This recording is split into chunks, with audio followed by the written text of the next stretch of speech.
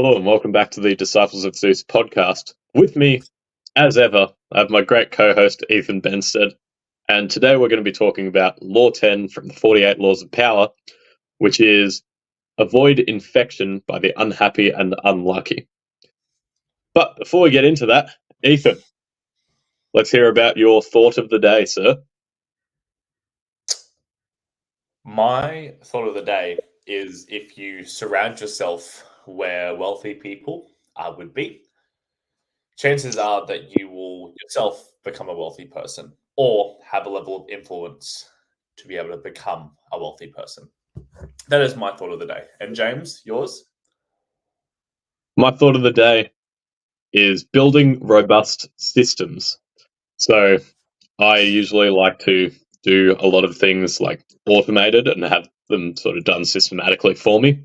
An example is my phone. It goes from alarm to like vibrate anytime that like it's not an important emergency call. But the slight problem with that is that also meant that my calendar alarms were getting silenced if I was using my phone, which is not what is ideal. I was trying to find time to prepare for this podcast and I looked up and it was already too late. So the system was not robust. And remember, kids, anything can go wrong at any time. But now moving on to our law number 10, avoiding infection by the unhappy and unlucky. So it's been a while since we've done a 48 Laws episode, Ethan. And we've actually recorded this one before. So we'll see if we can extract some juice out of it. But to start us off, Ethan, how do you think this law applies to you and your life?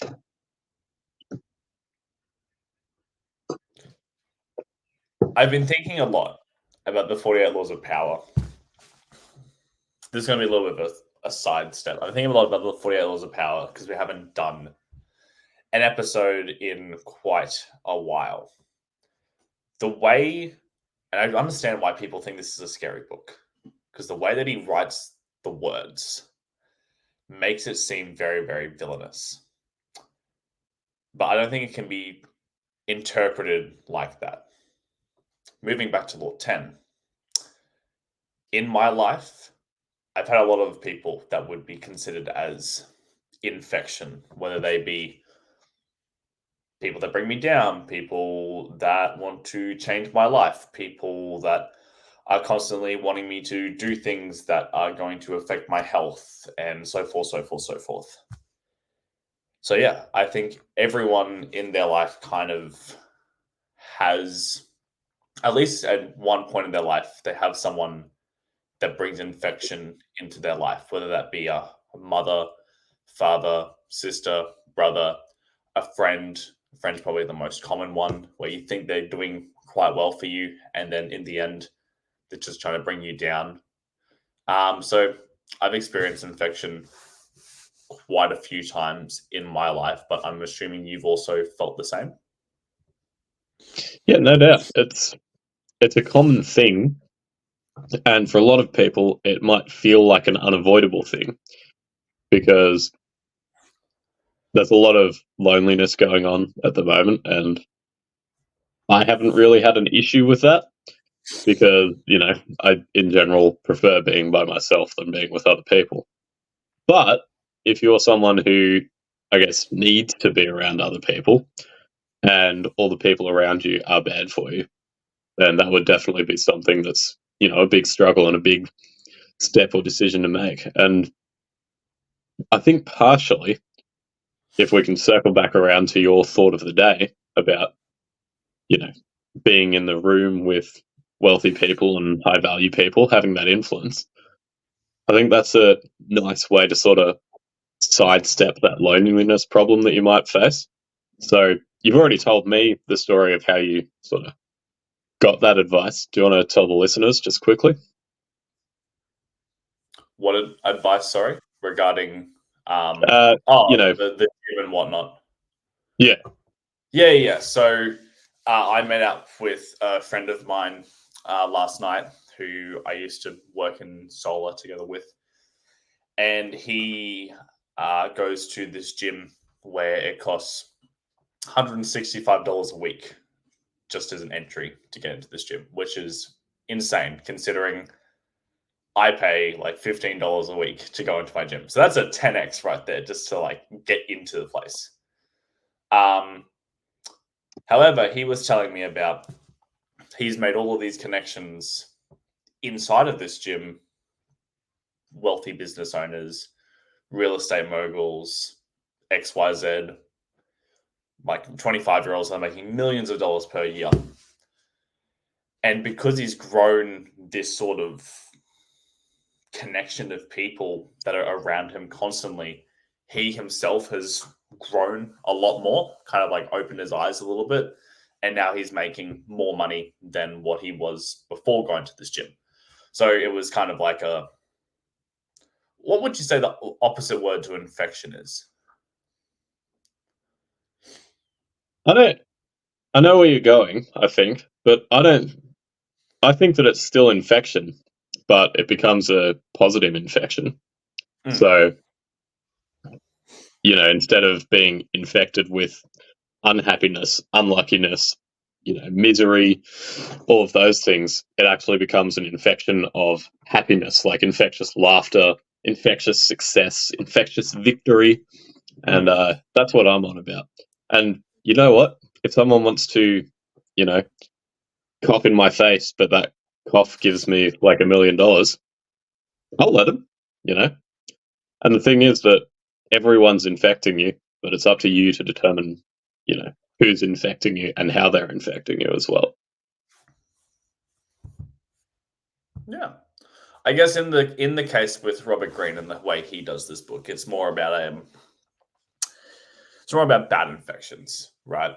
Like, but I guess the interpretation that we're taking right now is that not every infection is bad.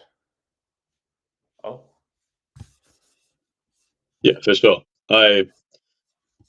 You bring up quite regularly the like 5 monkey theory. Like you're the closest. Sorry, you're the average of the 5 people you spend the most time with. Something to that effect. And I subscribe to that belief, in large part because, it's scientifically validated that your personality, you sort of start to match up with the people who you're around. And if the people that you're around are unhappy, you can be quite confident that you'll be unhappy. Likewise, if the people that are around you are happy, you'll be quite confident that you will be happy yourself. And another thing that we mentioned the last time we recorded this is that it's not just people that you're physically hanging around, it's just the people who you're interacting with the most. So, how do you think about raising the quality of your friends and who you're interacting with? I think if you're going backwards, there may be something you need to think about. Like, say if you have let's say we're like an A-level friend, but at the moment you have a C-level friend. So let's say a C-level friend doesn't work out, doesn't really have any ambition, just kind of stays neutral, right? He's just a neutral type of guy, just lives life, but you enjoy his company, right? But you want to find a B or A-level friend. So if you go down a step, a D-level friend, and they bring you down, they're doing drugs, they're doing alcohol. I think if you're going a step down, then there's probably something to look at with your life. But I don't think there's nothing necessarily wrong with having that C friend for a very long time until those other people come into your life. Like, for example, for me, I've been going on this self-development journey for quite a while now, right? And I've had those C-level friends for a while as well. But because I've done the self-development and put the time into better myself, it opened up doors to say, talking to you a little bit more, talking to other people who I would consider as those B-level people, A-level people. So I think it's not like you can go out and pay $165 a week and go to a gym and find the ultra mega wealthy people in your cities. That's fine. Or if you just kind of want those friends, I hate the law of attraction. I don't believe in it, but there's a little part of me that's like, if you're putting in the work, if you're making yourself better, you will eventually attract the people that will also make you better as well. So that's kind of like my sort of take on it. Disagree, agree, thoughts? Agree, for sure. Hmm. I think the only point of contention that I would have in terms of disagreeing would be, I guess, the method by which you can interact with these people. So the way that you were phrasing it, it sounded like, if someone is your friend, they are EDCBA.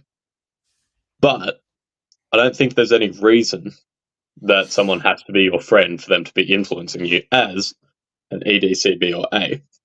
I think there's, if you go into a room with all of these absolute victory units, it doesn't really matter if any of them are your friends. Like, they're still all A and B players, hopefully mostly A's, and they'll still raise you up while you're, in the vicinity of them. Hopefully, for a little while after, you'll get some afterglow.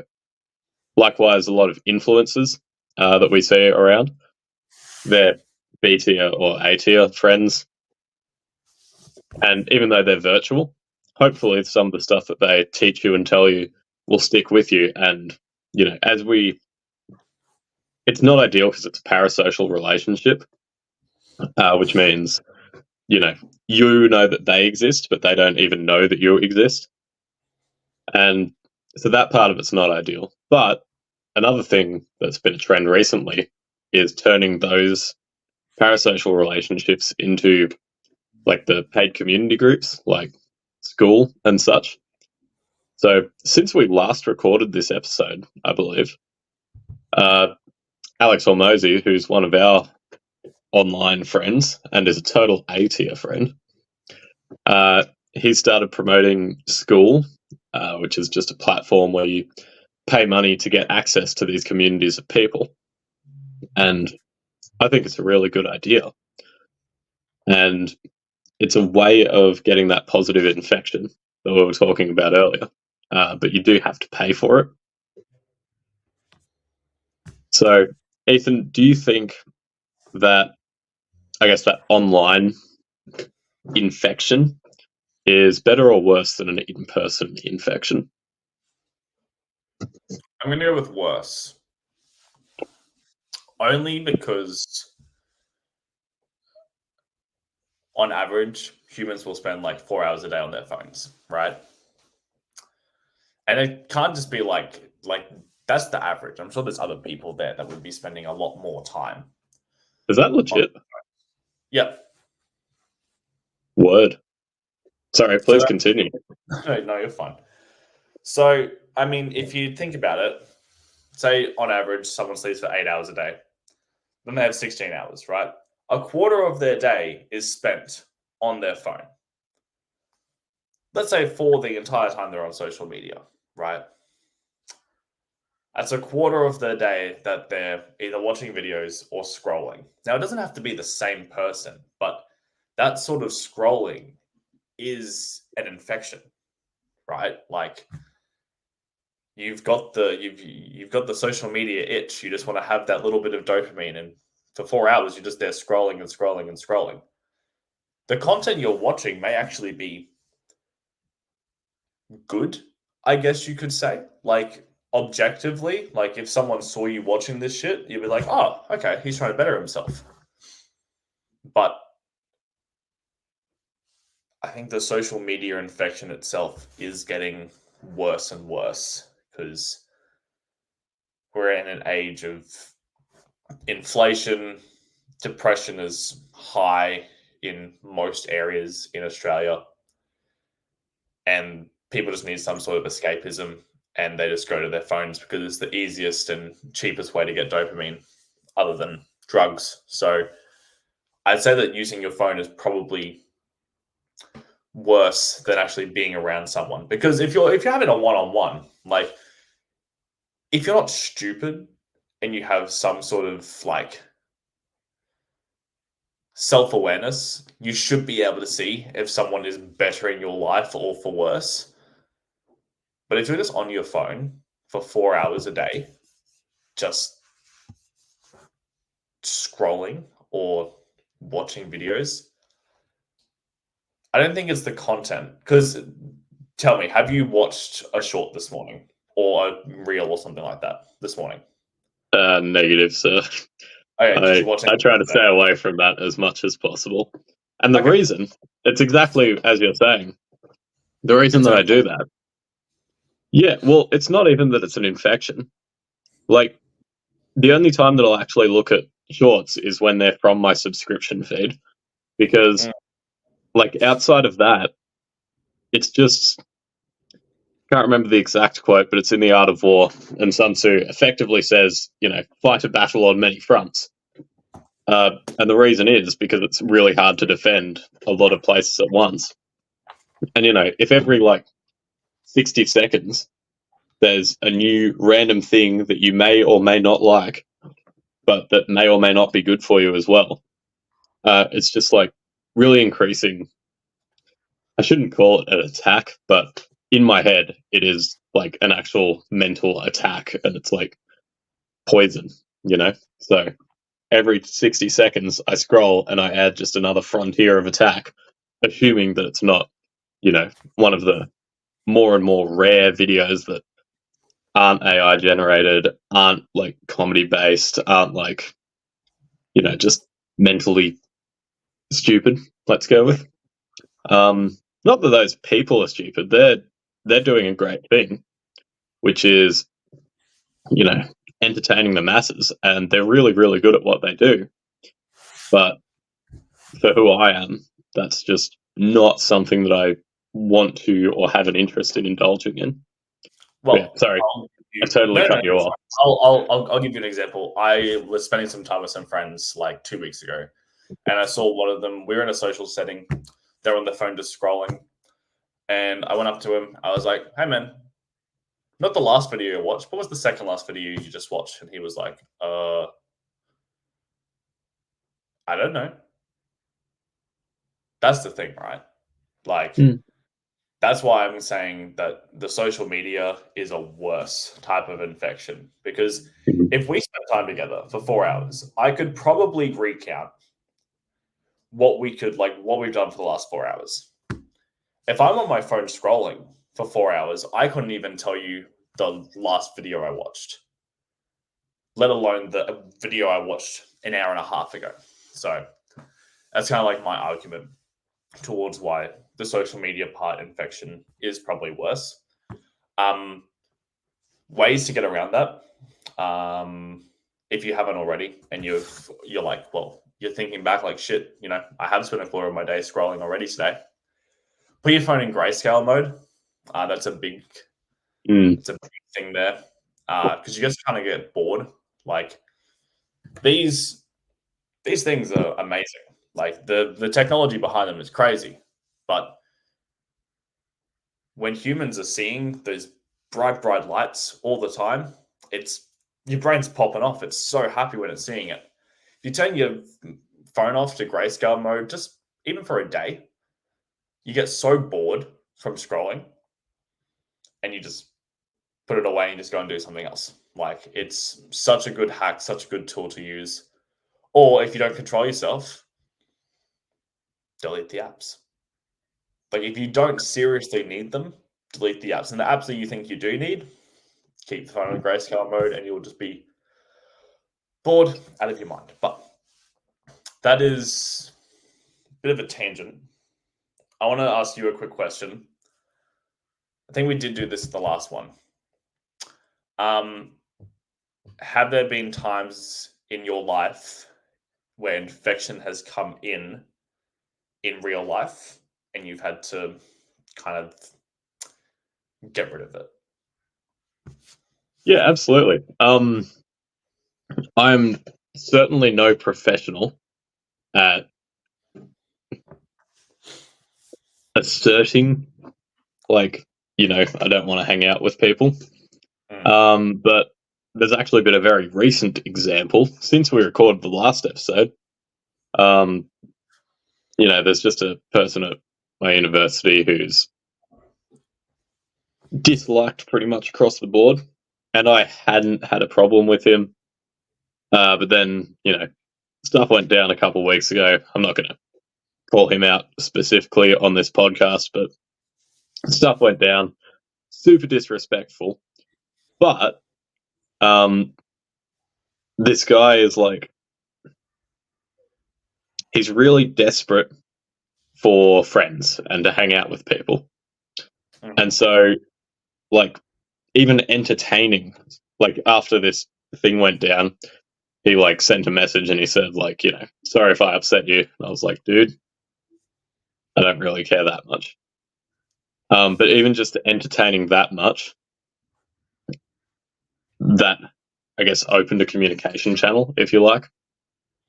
And so then it was back to the whole, oh, do you need someone to play on this gig? Do you want to play on my gig? Who's on your recital, man? And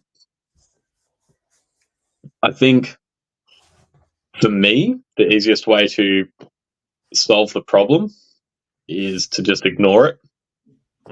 Because, Alex Hormozy, to reference the man again, his theory is that all of these interactions, they have a benefit for both parties. And then at some point, one party stops receiving a benefit, and then they realize that the friendship's, like, not there, if that makes sense. Yeah. And so if a person is getting literally nothing from you, in terms of, like, they send you a message, no response. They send you a, photo on Messenger, no response. They send you a WhatsApp, no response. Like the whole left on red thing. It's like eventually there reaches a point where they get the picture and they're like, oh, this person's not reciprocating. I'm just going to stop trying. And so that's probably one of my specialties, which is just trying to ignore people so that I don't have to be confrontative against them. And But just quickly, how is this person bringing an infection in your life? In what way? oh man, they are unhappy, unlucky, and unpleasant to be around. They get the holy trinity. As far as unhappiness goes, it's like they'll post on Facebooks and be like, "Oh, I hate my life. Oh, I feel so desperate." All of these things, and I definitely sympathize with them, but if you take that whole, like, teleology style philosophy around it, it's like you don't want to, I guess, give them what they're asking for when they say that they hate their life, because if you positively reinforce them when they say that they hate their life, then, you're sort of training them to actually hate their life, which is not a good thing at all. So I don't enter into that. That's a job for professionals, and I am not a trained psychologist. I don't play one on the internet. And then as far as, like, the unluckiness, no one in particular likes them, and they have I shouldn't say aroma, but they have this aura of, like, bad results that goes around them. Yeah. So, there's an aura of, like, just narcissism, like, bad energy, bad results that follows them. And, this person's actually, like, not particularly bad at their instrument, but they make everyone that's around them worse because they're so behind. The way that they do things is so just out of line. Yeah. And so, yeah. It's just easiest for me personally to ignore, and it might be a longer strategy in terms of, if you went up to them and you said, "Hey man, knock it off. I'm not hanging out with you no more." Like, it's a bit preschool, but it probably is a bit faster. And so I elect to ignore. But if you were in that situation, how would you go about dealing with it?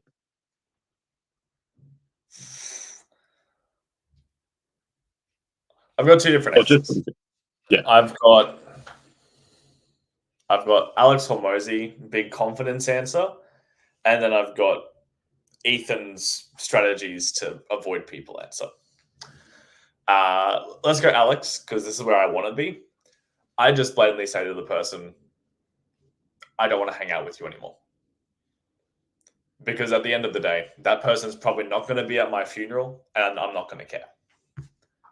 And that's the mindset I'm trying to get to at the moment, is who's actually going to be at my funeral in 70, 75 years' time, right? If they're not someone that's going to be at my funeral, I don't really mind what I say to them. Of course, I'm going to be a nice person, but big baller shot caller Ethan in that regard would be, hey man, I don't really want to hang out with you anymore. Nothing against you. I just don't enjoy our time together. Don't be upset. Just don't really want to do this anymore. Dip. Ethan right now would probably just do the exact same thing that you've done, which is just ignore. Because it's easy. The only downside with ignoring is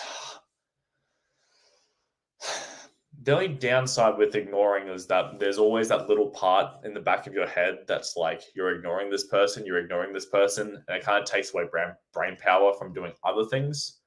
Like, you're actively trying to ignore them. So your brain is thinking about that when your brain should be thinking about other things. That's like the downside to ignoring, but it is very, very effective when you don't want to talk to someone. I don't really find that I have that experience. And the reason is because I'll get a message, I will read the message, and I'll be like, okay. And then I'll literally just delete the whole message chain. That's kind of like my strategy. And once that chain is deleted, maybe it's just like a little psychological trick, but I tend not to actually think about whatever message they sent me. Yeah. Because it's deleted, and then any other time that I'm using my messages app, I still won't see it as well. I don't know if that's just a psychological trick or if that's just me being a real dick, but we shall see in time. I think I've there's noticed myself doing it more. Have you started doing it more? Sorry, I cut you off. ignoring people. Absolutely. Yeah. I guess I had a shift in my brain recently about, again, the 5 people in your life, right? At the moment, I think I just need 2 or 3 other people to kind of surround myself with. I feel that. Because I got a few people, right? Like, I got you. Okay, I have some other people as well in my life, which make my life better. But I'm just missing some other people that I would enjoy hanging out with. Where to find those people? I don't know. Maybe I need to join a 165 per week gym to find those people as well. Potentially. But I guess I've kind of cut the crap with a lot of people in a way. With a lot of people, I just don't talk to anyone. And I guess that's kind of the lonely road. If we're talking about power, the road to power can be quite a lonely road to get to the top. You have people around you to help you along the way because you can't reach that level of influence without people. But it is a very, very, very lonely road. I guess as well, the reason why I've started cutting out more people is another book by Robert Greene called The Laws of Human Nature, which I think this chapter really falls well with that book. Because if you're like if you're one person and you have a group of like 20 people and you don't know if they're bringing you infection or not, and you read this book and you read Law 10, and you're like, well, how do I find that out? The Laws of Human Nature really gives some great examples of narcissism, envy, repression inside others and whatnot. I think this chapter is a really great segue into that book. And after doing some research on that book, it kind of made me think about everybody in my life.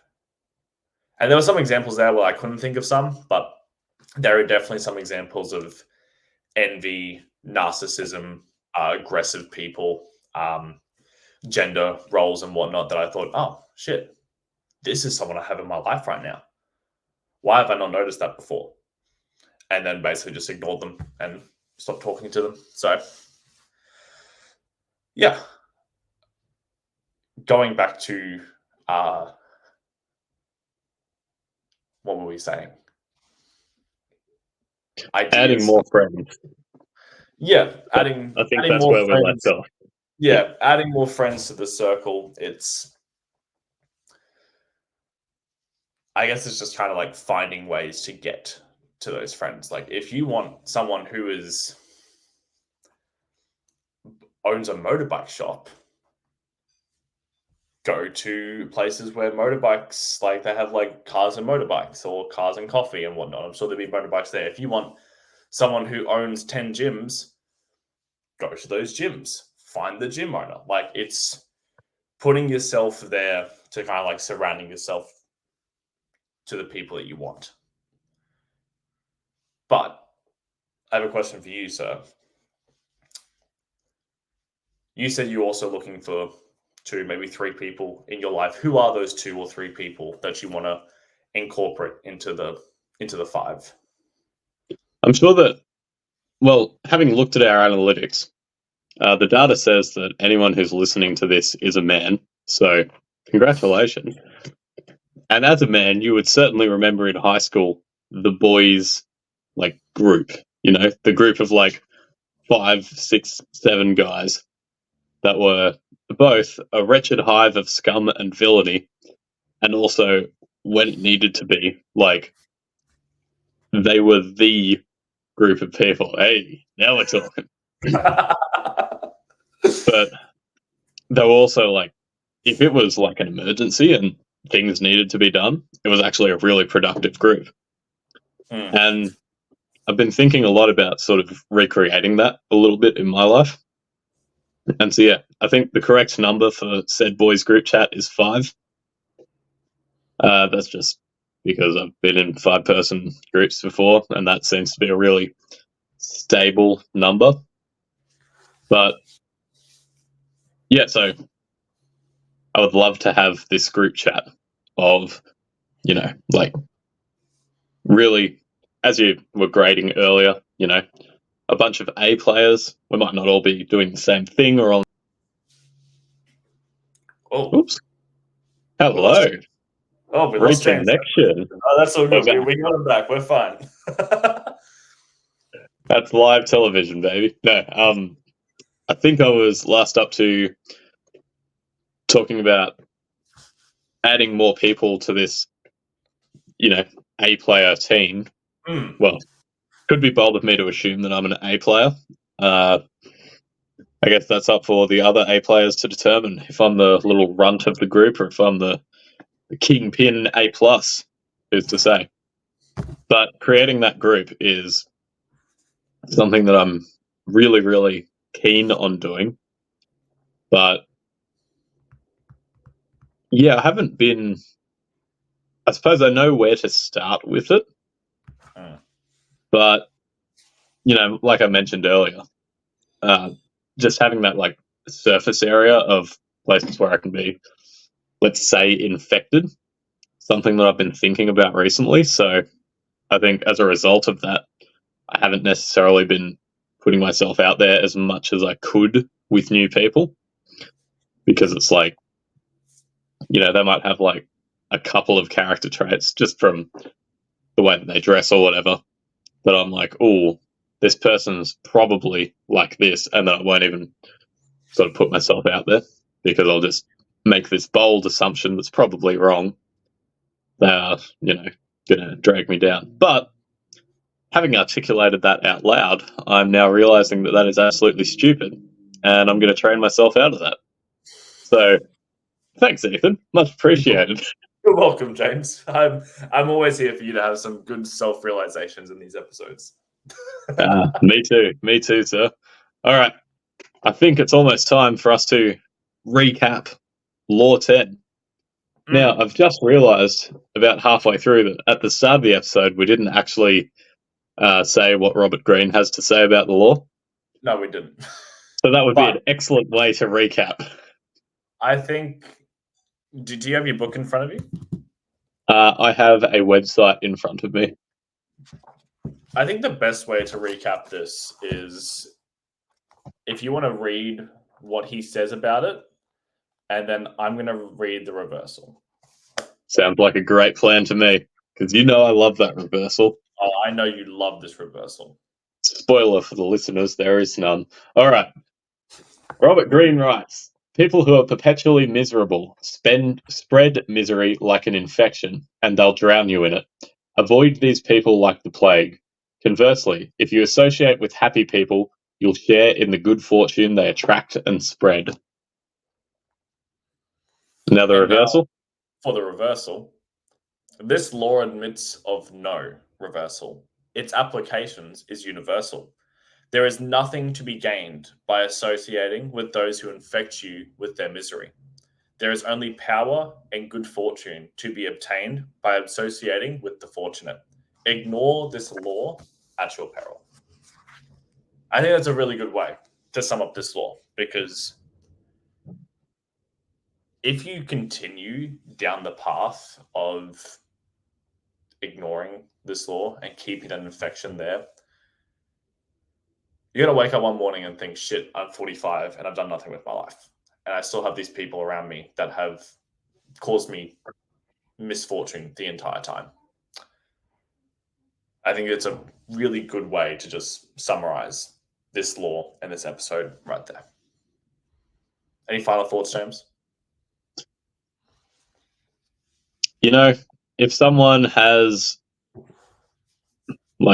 embezzled money before and thinking about hiring them for your business because they deserve a second chance, they probably do deserve that second chance, but that's not to say that you should be the one to give it to them.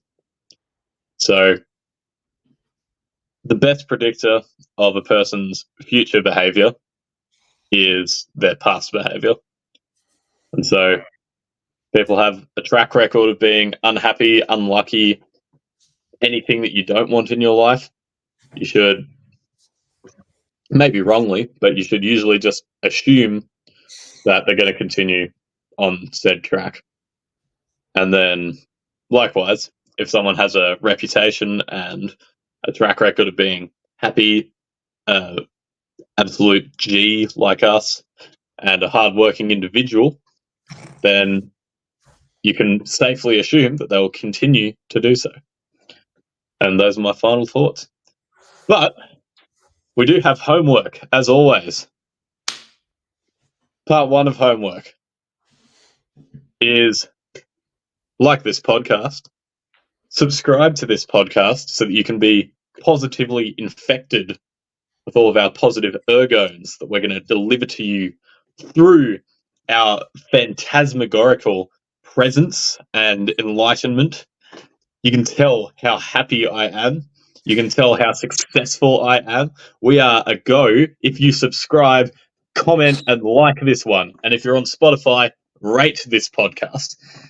Ethan, your final homework for the listeners. I want you to compile a list of the people you spend most time with. If they are not providing you with any value in your life in a good way, perhaps there's a chance to maybe get rid of them. start ignoring them a little bit more. Or if you want to be a big baller shot caller, just go to their face and say, "Go away. I don't want to talk to you anymore." That is Big my final. baller shot caller, right from the man, Ethan Benstead. Thank you for this episode, sir. And I will see you in the next one. Beauty. I'll see you in the next one, mate. Take care.